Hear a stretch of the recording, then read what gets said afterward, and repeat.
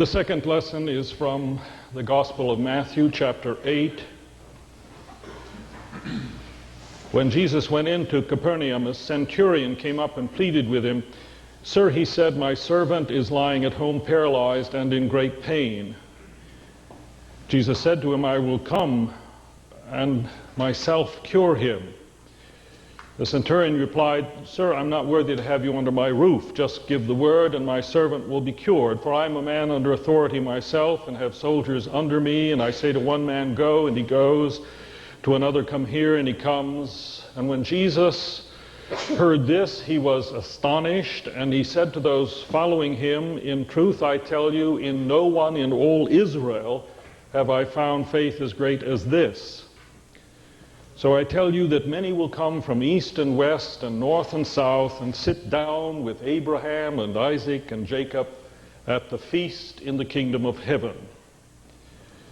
In Kosovo, Serbian Orthodox, self-styled defenders of Christendom slaughter Albanian Muslims. In Columbine High School, two teens, self-styled, I guess, Nazis, slaughter blacks and jocks. All too dramatic examples of a world where men and women, and now boys and girls, it seems, increasingly flee into the security of us and them. A mother tells of a son abused by 3 bullies in school who slam him into his locker and steal his money, leaving him angry and bitter. Parents talk of their child's cruel exclusion to the point where he threatens back and is excluded even further. What's the picture? People who do not understand one another, who are afraid of one another, who've learned to hate each other, who separate from each other. Sikhs and Hindus, Indians and Pakistanis, Palestinians and Jews, Serbs and Albanians, Protestants and Catholics, and I suppose we can say jocks and nerds. The Time Mir Center for People in the Press has done an extensive survey of public opinion in Western and Eastern Europe. The results: 40% of the people admit they're hostile to all minorities. The Germans dislike the Poles, Czechs, Russians, Ukrainians all dislike Jews. The French dislike the North Africans. And of course, it's not just over there. Blacks and Hispanics and Koreans and Chinese square off against each other not far from here. And in our own neighborhoods and schools, in the lunchroom or the local hangouts, the lines are drawn, and the strange other one is also rejected.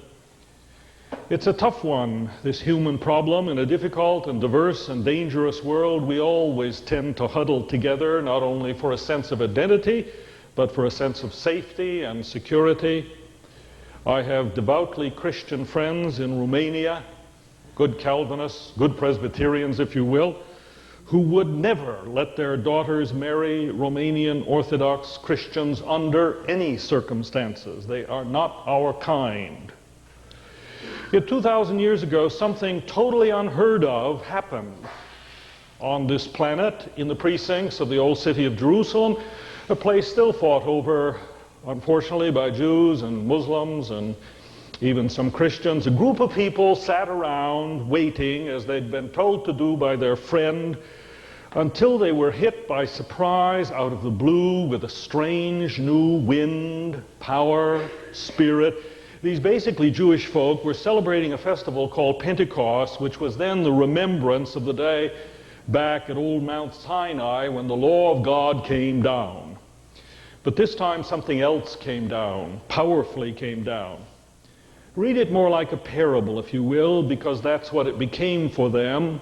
A spirit which enabled folk called Parthians, Medes, Elamites, people from Mesopotamia, Judea, Cappadocia, Pontus, Asia, Phrygia, Pamphylia, Egypt, Jews and Arabs, folks from the Bronx and Texas and Beijing and Winnetka and the south side of Chicago, where Cynthia comes from, enabled them to actually understand each other, really. Not just in words, but in spirit, in heart, to know each other, not by all these labels, not as different and separate and strange and foreboding, but simply as human beings, as children of God, if you will. And they called that happening, unplanned, without any organizing committees, they called it church. Filled with fire and passion and ecstasy they were, because they'd never known anything like it before. I suppose fire and ecstasy is a bit extreme for us here at Kenilworth Union Church.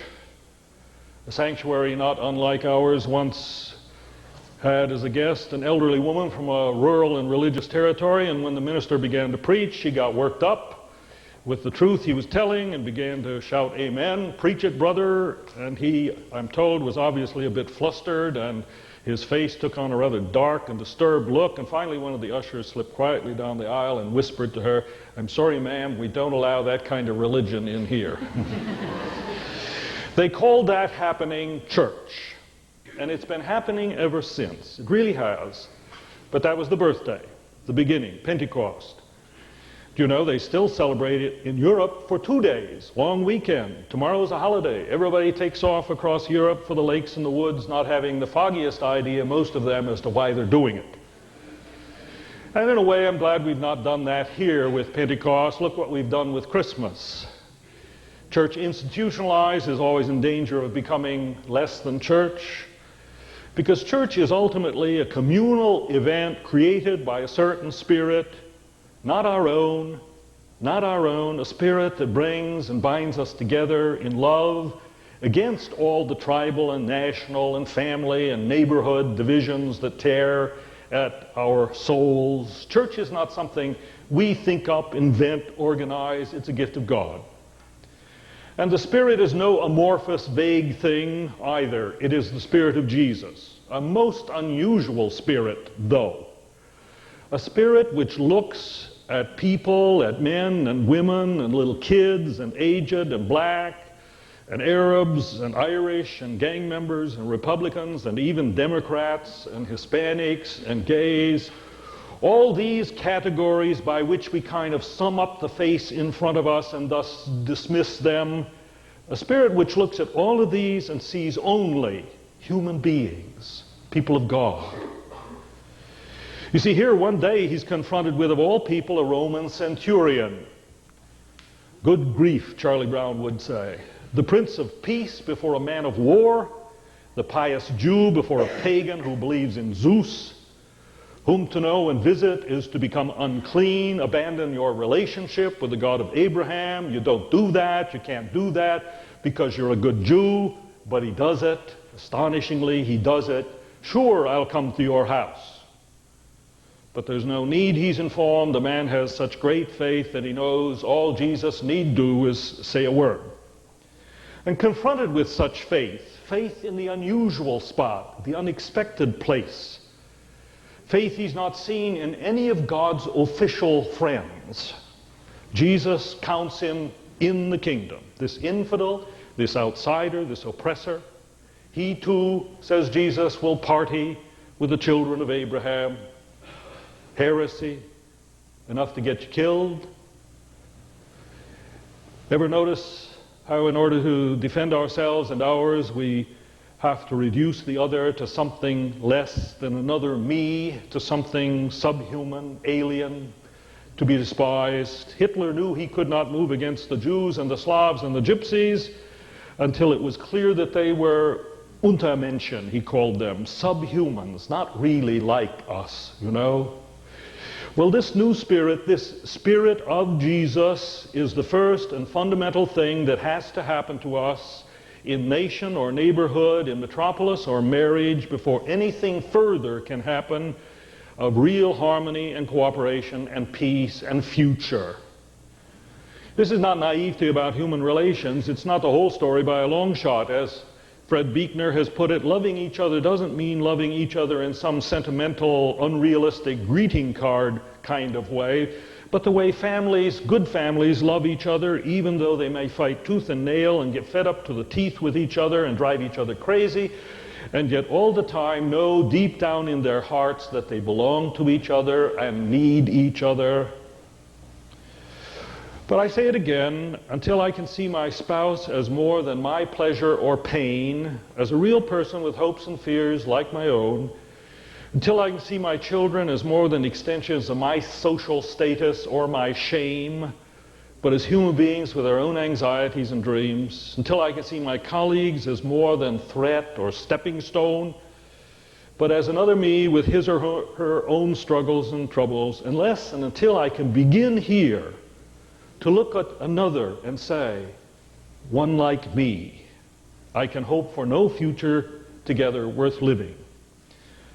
But, says this old story, if the spirit that sets us against one another is alive and epidemic in this world, and certainly nobody will deny that, all you have to do is read your paper, it says also another spirit, the spirit of Jesus, the spirit that has the faith and courage to accept and affirm the humanity of the other, is also alive in this world. God has not abandoned this world, and as then, even now, 2,000 years later, this spirit still is out there working its way, often in strange and unexpected places. The wind blows where it will, and nobody knows from whence it comes or where it goes. Yevgeny Yevtushenko writes about the time when he saw the spirit. As a young boy, he was traveling in Moscow with his mother in 1944. 20,000 German prisoners were marching through the streets of the Russian capital. The pavement swarmed with onlookers, cordoned off by soldiers and police. The crowd was mostly women, Russian women, with hands roughened by hard work, lips untouched by lipstick, shoulders hunched over from bearing the burden of the war. Every one of them must have had a father or a husband or a son or a brother that had been killed by the Germans. They glared with hatred as the column filed past. The women shouted, raised their fists. The police could barely hold them back. Then the crowd froze as the German soldiers, thin, unshaven, exhausted, wearing dirty, blood-stained bandages, hobbling on crutches or leaning on the shoulders of their comrades, staggered past. The street grew silent except for the thumping of the crutches. And then an elderly woman in torn and broken boots pushed her way through the crowd and past a policeman, and from the folds of her coat she took out a crust of black bread wrapped in a colored handkerchief and pushed it awkwardly into the pocket of an exhausted soldier. And then from every side, it seemed, women moved toward the soldiers, pushing into their hand bread, cigarettes, whatever they had. And somehow, he says, the soldiers were no longer the enemy, they were people, fathers and husbands and brothers and sons like their own. Now that's the spirit that came a long time ago, and that has to happen again and again and again. It may not save the scarred marriage, but it can make its parting more humane than a lot of partings I've seen. It may not solve all the problems in Palestine, but it would provide a basis for beginning. A Palestinian leader in the council in Bethlehem said to us last November, the problem is they just don't see us as human beings. Indeed, what hope there is there for that Holy Land, I think, lies in the numbers of Jews and Arabs and Christians and Muslims, and you don't read about this, who quietly meet and come to know one another as children of Abraham, as children of the same God. What he promised, they shall come from the east and west and north and south, began at Pentecost. The invitation of all to the table, the embrace of every human being under the love of God. And all it takes is the willingness to come. And so Pentecost is still happening, sometimes within the institution called church, sometimes perhaps more often over coffee in some neighborhood home, or a group of men who meet in the loop before work, or with a bunch of jocks who gather to pray, or at some tutoring program or food pantry. Wherever people, however different or suspicious or young or old, women or men, smitten by his Spirit, begin to open up and accept and embrace and see one another as children of God. So church is to be the place, this church, where the Spirit enables us to be at home with one another, who we are, as we are, wherever we come from, whatever our personality, style. Know that here we all count, all the way from the infants in the crib room to the aged, the joyous to the deeply hurt. I heard of a member or two recently who have hesitated to return to worship because here they tend to become emotional. My land, imagine that. And they're ashamed of being seen that way. You know, emotion in church. How sad. How unfortunate. Some of you know I spend an hour each month with one of the church school classes throughout the year. One Wednesday, the third graders were talking with me about my job. An interesting question to ask third graders is, what do you think I do here? One volunteered, you talk to our parents in church. Another said, yeah, he tells jokes. Another said, my mother cries when he preaches. And in a kind of I can top you mood, another third grader said, yeah, my mother cries when he tells jokes.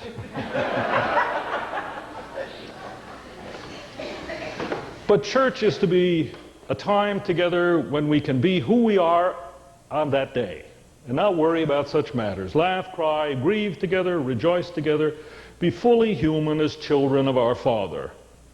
And doesn't that seem to be the problem of some of these young people we've been reading about? And now Washington is going to form a national commission on character formation. Not for a minute do I dismiss their personal responsibility, these young people, but they seem to be invariably outsiders, part of no community of caring and support and understanding and guidance and accountability.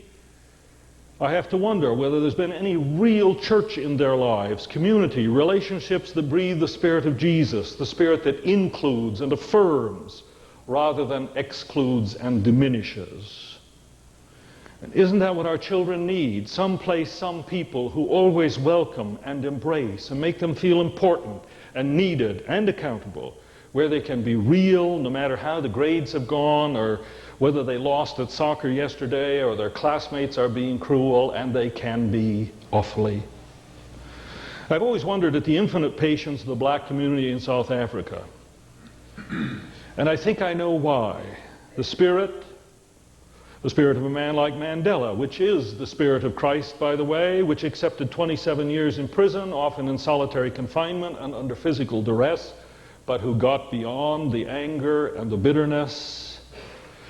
But it was and is the spirit not only of one man, Mandela, but of the African church in general. Marlene and I have visited black Episcopal congregations in Soweto, and the message is invariably the same, an appeal, a passionate appeal, that the people understand the fears of the whites, an appeal for a spirit of reconciliation with Christian brothers and sisters.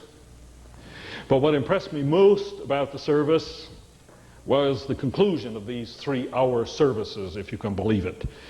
During the quite formal high Anglican liturgy, flavored, I must say, with a little bit of Pentecostal fire in the cracks, the children were off, we knew not where.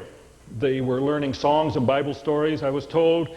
But at the end of the worship service, in the sanctuary, and for me the climax of all of it, was the blessing of every single child of the congregation. Several hundreds of them, babes in arms to teenagers, some of them beautifully dressed, some in quite tattered clothing, some obviously healthy, some with health failing, most of them walking, a lot of them carried, each group singing their own song. They marched before the altar rail as a gentle and loving pastor placed his hand on every single head and said a blessing, as mothers and fathers looked on and beamed. And this happens every Sunday, even if it takes 45 minutes or an hour. Wonder how we pull that off here. But what does it say to the children and the young people? Something I think incredibly powerful. It says, one by one, you are important, you are loved by God and God's people, no matter the harassment, the trials, the rejection, the difficulty, the discouragement that you will put up with in this very troubled land. And to me, that's Pentecost all over again. And of course, the story, therefore, reminds us that it's bigger than just us. The fire that began to burn so long ago and that flames now in every country under the sun. And we need to remember that, lest we become too insular and parochial and possessive and proud of who we are, assume it belongs to us. The Spirit is not our show, it's His. The story told by Dr. Fred Craddock of the time when he went back to his hometown in Tennessee to care for his terminally ill sister. It was Sunday evening, and Dr. Craddock thought he'd rather like to go to worship, and a friend suggested that he attend his church because they in fact did have a Sunday evening Vesper service. And Dr. Craddock says he'd not been in that church since his youth, so when they arrived and the evening sun was shining through the stained glass windows, he asked his friend, "You have new windows?" "Yeah," his friend replied. "Aren't they beautiful?" They were beautiful, Dr. Craddock thought, but he also thought, this is a mighty small church. How could they possibly afford those windows? And then he looked at the names on the windows, and he thought, I grew up here, and I don't recognize a single name. Usually church windows are named for generous families, ours are all the way around, who have been active in church, but he didn't know a single family whose name was on the plaque. And he asked his friend, and his friend answered, well, there was this church up in St. Louis that ordered new windows from a company in Italy. And when they got here, they weren't the right size. So instead of having them shipped back, the company said, why don't you try and sell them while we make you some new ones? Well, they advertised them, and we went up there and we bought them. So Dr. Craddock then obviously asked, he said, aren't you going to put some new nameplates on them now for the folk in this church? And his friend informed him, well, we took that up at the board meeting, but we decided to leave those names right where they are. We decided that it's good for our people to know that there are a lot of good people in God's kingdom that we don't even know. And we mustn't forget that there are a lot of good people in God's kingdom, people touched by the Spirit of Christ out there that we do not even know. So we gather this morning not because of our pedigrees or prejudice or accomplishments or virtues or charisma or brilliance, but because His forgiving, accepting, world-embracing Spirit is very much alive here, as out there, shaping our future as His human family. And because of literally millions who've gone before us, to whom we are deeply in debt, and who also in their time carried on the life of His Spirit. Marlene and I were in a service of the Syrian Orthodox community of Old Jerusalem a couple of weeks ago, and just inside the door there's a plaque which caught my eye. It reads, restored after the destruction of Jerusalem by Titus in the year 73 AD. We're not alone, my friends. That Pentecost crowd has grown and grown and grown and still grows. And I think it is precisely as we remember that we are a community worldwide for everyone that we're ready to be community here for each one, without exception, strong or vulnerable, lovely or unlovable, successful or faltering, and in need. Wherever we are together and open to His Spirit, there we are church, whether in school or by some bedside of pain, or over coffee with a friend who needs us, or on the job where we seek to motivate and affirm, or indeed Sunday by Sunday as we lift our voices in songs of praise. Wherever the Spirit of Christ draws us together beyond our differences, heals our hurts, evokes joy, undergirds the other communities of life, there is church. And they do come from east and west and north and south to sit at table with old Father Abraham and Isaac and Jacob in the kingdom. Let's join them. Amen.